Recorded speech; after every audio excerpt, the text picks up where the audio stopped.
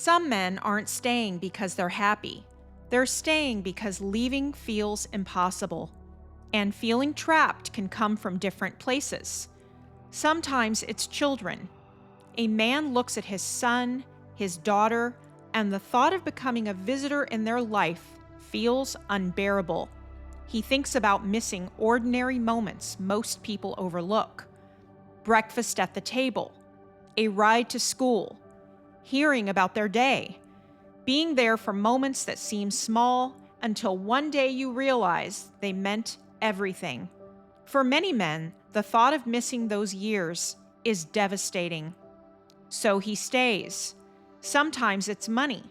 He spent years building a life, a home, savings, plans for retirement, a routine that took discipline and sacrifice to create. Walking away doesn't feel like walking away from one person. It feels like setting fire to a life he spent decades building. And that's hard for a man to face, especially later in life. Starting over at 28 feels different than starting over at 58. At 58, a man isn't just thinking about love. He's thinking about years, energy, stability, what rebuilding will cost, whether he even has the strength to rebuild. That fear keeps many men stuck. And then there's history. Years together creates gravity, shared memories, shared routines, vacations, hard seasons survived, milestones reached. Even pain becomes familiar, and people underestimate the power of what feels familiar. Human beings can grow attached even to what hurts them, simply because it's familiar. Uncertainty is frightening, even when uncertainty may hold peace. Then there's hope. Hope is powerful, sometimes too powerful. A man remembers how she used to look at him, how she laughed with him, how easy the conversations once felt, how real affection once was. And he keeps holding that version of her in his mind. He waits for her to come back. He tells himself it's temporary. Stress, pressure, a rough season. He keeps believing that if he stays steady, if he stays patient, if he keeps showing up, something will change. But what's painful is this. Sometimes he's holding on to a version of her that no longer exists, or maybe never existed in the way he believed. And hope keeps him tied to a door that is no longer opening. Then there's something men rarely say out loud. Pride. Not ego. Pride in what they built. Pride in being dependable. Pride in carrying responsibility. A lot of men quietly believe, I chose this life. I should be able to hold it together. So even when he's hurting, he keeps carrying it, quietly. And here's what most people miss. Men get very good at functioning while slowly falling apart inside. They still go to work, still handle the bills, still solve problems, still show up for everyone else. From the outside, he looks fine, reliable, and strong. But strength can hide exhaustion. Strength can hide loneliness.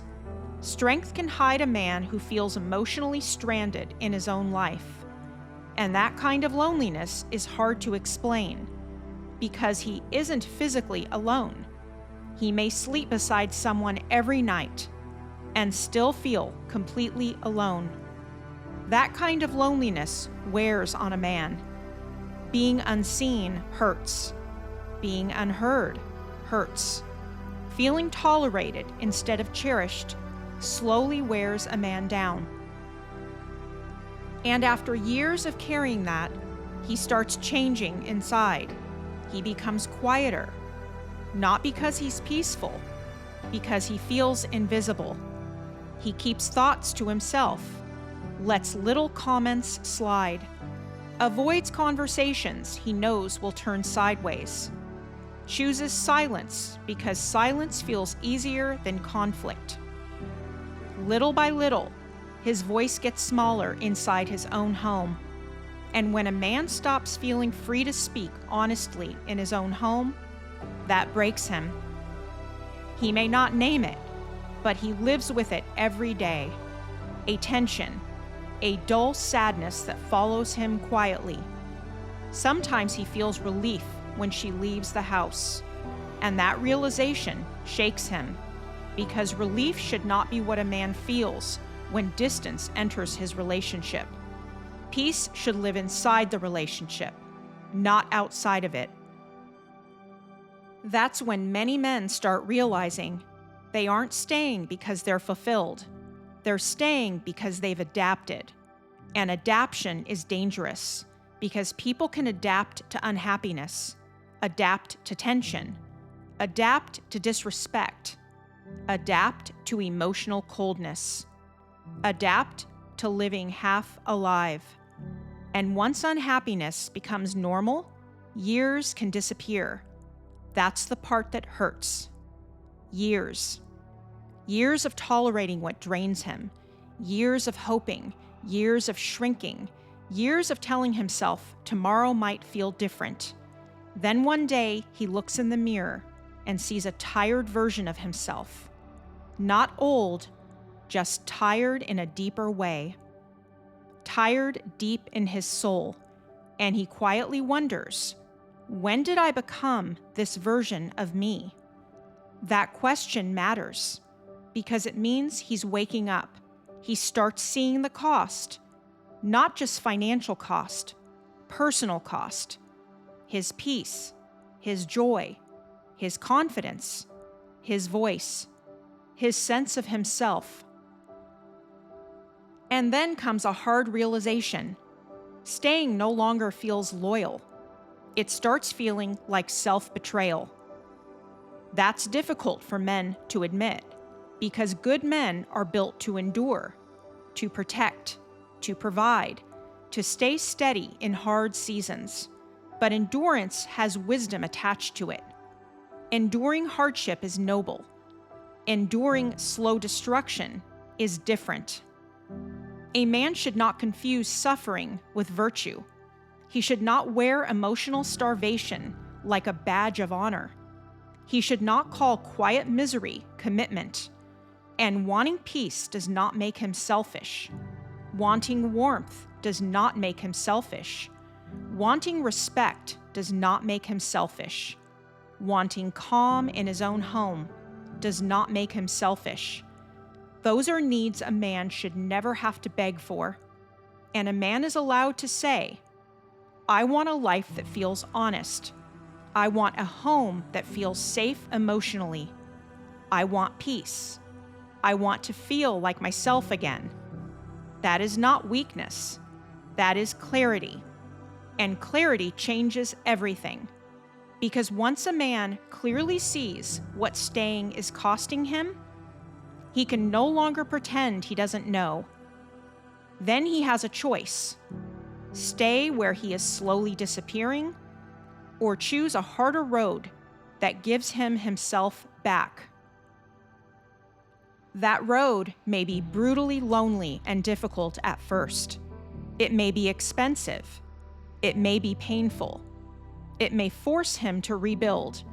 But rebuilding is different than slowly dying inside a life that no longer serves him.